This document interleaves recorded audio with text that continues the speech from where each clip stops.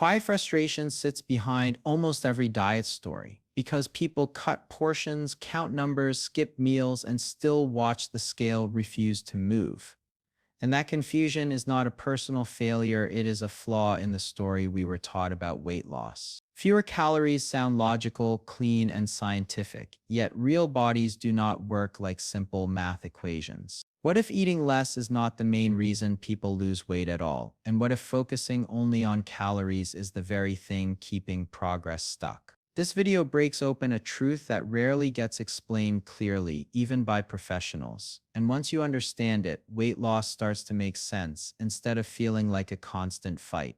Today, you will learn why the body resists calorie cutting, how it quietly slows itself down when food drops too low, and why hunger often grows stronger instead of weaker during strict diets. You will learn what actually controls fat storage inside the body, why two people can eat the same number of calories and get completely different results, and how certain eating patterns can trigger fat loss without the misery of endless restriction. This is not about secret pills or extreme plans. It is about how your body protects itself and how to work with that system instead of against it. Along the way, we will uncover lesser-known facts about metabolism, hormones, and energy balance that explain why so many diets fail long-term, even when discipline is strong. You will see why willpower is often blamed unfairly, why the body adapts faster than most people expect, and why weight regain is common after aggressive calorie cuts. This video connects the dots between science and real life, showing why the old advice of just eat less and move more leaves out critical pieces of the puzzle. By the end, you will clearly understand what actually drives sustainable fat loss, what role calories truly play, and what matters more than the number on a food label. Stay until the end because the final insight ties everything together and may completely change how you approach eating, dieting, and weight loss from this point forward. This is knowledge that saves time, effort, and frustration, and it explains why so many smart, motivated people feel stuck, despite doing everything they were told was right. Welcome to the channel where we simplify complex health truths and cut through popular myths. And if you want more clear, honest explanations like this, make sure to subscribe now so you don't miss what's coming next. The idea of calories has dominated weight loss thinking for decades, and it sounds reasonable on the surface. Food brings energy into the body, movement burns energy, and weight change is supposed to be the simple result of that balance. Eat less, move more, and the body should shrink. This logic is taught in schools, repeated in fitness magazines, and printed on food labels. Over time, it became accepted as the full truth. But real human bodies are not calculators. They are living systems designed to survive, adapt, and protect themselves. When calories drop, the body does not quietly accept the change. It reacts. It adjusts. It pushes back. This is where the classic calories in versus calories out idea begins to fall apart. People follow strict diets, cut portions, track every bite, and increase exercise. Yet progress slows or stops. Hunger grows stronger. Energy drops. Motivation fades. This is not because people are weak. It is because the body is responding exactly as it was designed to do. When calorie intake drops too low, the body senses a threat. From an evolutionary point of view, less food meant danger. The body learned to conserve energy in times of shortage. It does this by lowering how many calories it burns at rest, making daily movement feel harder, and increasing signals that push a person to eat more. This process is known as metabolic adaptation. Instead of burning the same amount of energy as before, the body becomes more efficient. It burns fewer calories to perform the same tasks. Resting metabolism slows. Small movements decrease without conscious awareness. Even body temperature can drop slightly. The scale might move at first, but over time the body tightens its grip, making further loss harder and harder. At the same time, hormones shift. Hunger hormones rise, making food thoughts louder and more frequent. Fullness hormones weaken, so meals feel less satisfying. This hormonal shift is not random. It is the brain trying to restore what it believes is a safe weight. Even when calorie cuts are severe, the body can respond by slowing metabolism more than expected, creating a gap between what people think they are burning and what they actually burn. This explains why extreme dieting often leads to plateaus and later weight regain. The body is not broken. It is defending itself. This defense system goes deeper than metabolism alone. The body appears to have a preferred weight range that it tries to protect. This idea is often described as set point theory. According to this concept, the brain monitors stored energy and sends signals to keep body fat within a certain range. When weight drops below that range, alarms go off. Hunger increases. Energy use drops.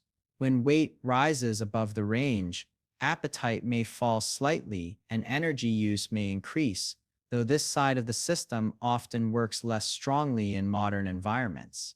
The key point is that weight loss triggers stronger defense reactions than weight gain. From the brain's perspective, losing stored energy is risky. This is why dieting feels like swimming upstream.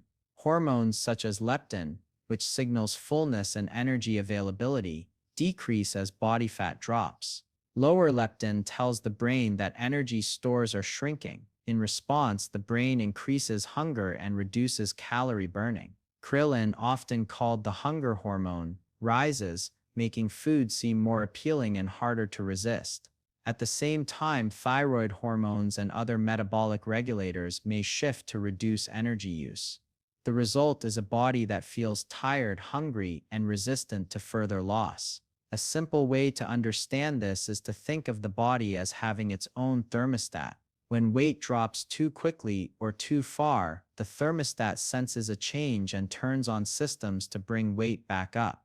Dieting does not just reduce fat, it triggers a full-body response designed to restore balance.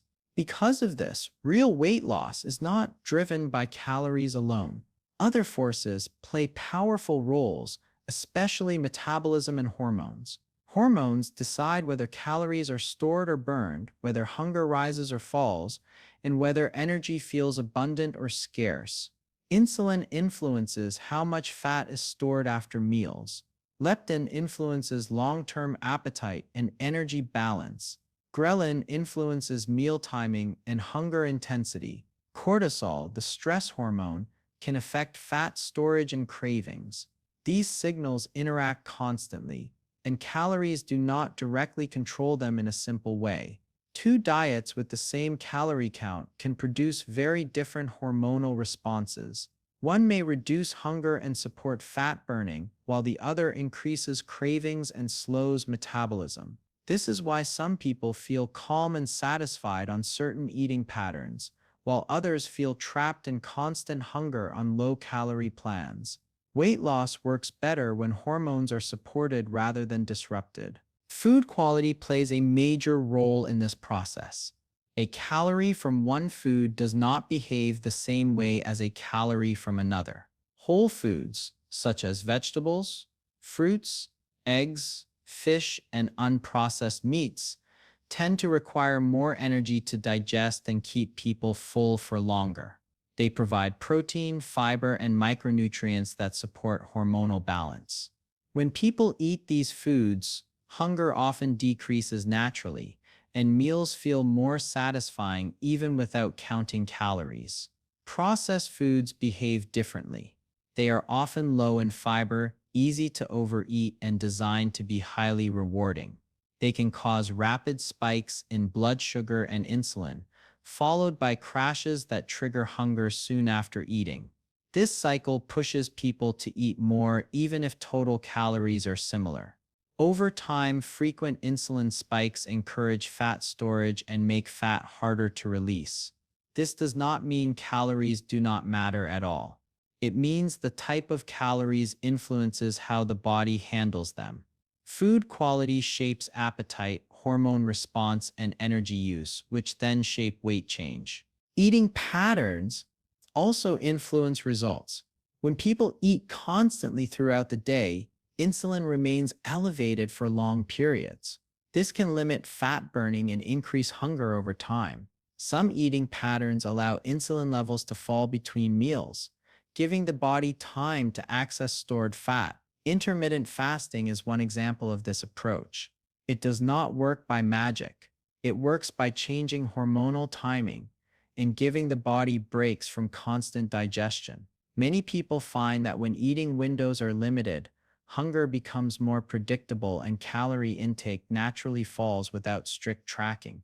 This makes the process more sustainable. Sustainability is critical. Weight loss that relies on constant mental effort rarely lasts. Habits that fit into daily life work better than rules that feel punishing. When eating patterns reduce hunger and support energy, adherence improves and results last longer. Exercise is often added as the final piece of the calorie equation, but exercise alone is not enough to drive weight loss for most people. Physical activity is excellent for health. It improves heart function, strengthens muscles, supports mental health, and helps regulate blood sugar. But as a weight loss tool, its power is limited. When exercise increases, the body often compensates. Hunger rises. Energy use outside of workouts may decrease. Resting metabolism may adjust slightly. This does not mean exercise is useless. It means it should support weight loss, not carry the entire burden. People who rely only on exercise without addressing food quality, hormones, and habits often feel frustrated when progress stalls. The body adapts to activity just as it adapts to calorie cuts. It seeks balance.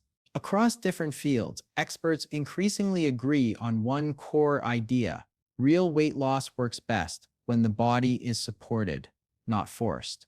This means creating habits that reduce hunger instead of fighting it, stabilize blood sugar instead of spiking it, and support recovery instead of increasing stress. Balanced whole foods provide the foundation. Protein supports muscle and fullness. Fiber slows digestion and feeds gut health. Stable blood sugar reduces cravings and energy crashes. Sleep plays a quiet but powerful role, as poor sleep increases hunger hormones and reduces insulin sensitivity. Stress management matters because chronic stress pushes the body toward fat storage and comfort eating. Sustainable routines matter more than perfect plans. Small changes that can be maintained outperform extreme strategies that collapse under pressure. When these elements come together, the body no longer feels threatened. The thermostat stops fighting. Hunger quiets. Energy returns. Weight loss becomes a side effect of balance rather than a battle. In this framework, calories still exist, but they are no longer the main character. They are one part of a larger system. When hormones are balanced, food quality is high, habits are stable, and stress is managed, calorie intake often adjusts on its own. The body releases stored energy because it feels safe to do so. When those factors are ignored, calorie cutting alone triggers resistance. This is why dieting often fails and why blame is placed in the wrong place. The body adapts. That adaptation is not the enemy. It is a signal. Understanding that signal is the key to lasting change. Weight loss becomes clearer the moment the focus shifts away from punishment and toward understanding. The struggle is not caused by a lack of discipline or effort. It comes from following advice that ignores how the body actually works. Calories matter, but they are not the boss. Hormones, metabolism, food quality, habits, sleep, and stress quietly decide the outcome long before the calculator does. When these systems are supported, the body stops fighting back and starts releasing stored weight naturally. That is the real lesson behind everything discussed here. Stop blaming calories and start understanding your body, because lasting change begins with respect, not restriction. If this perspective made you rethink weight loss, drop your questions or thoughts in the comments and let the conversation continue. Your experience may help someone else who feels stuck right now. And if you want more clear, honest explanations that cut through popular health myths, subscribe to the channel, like this video, and share it with anyone who is tired of doing everything right and still getting nowhere.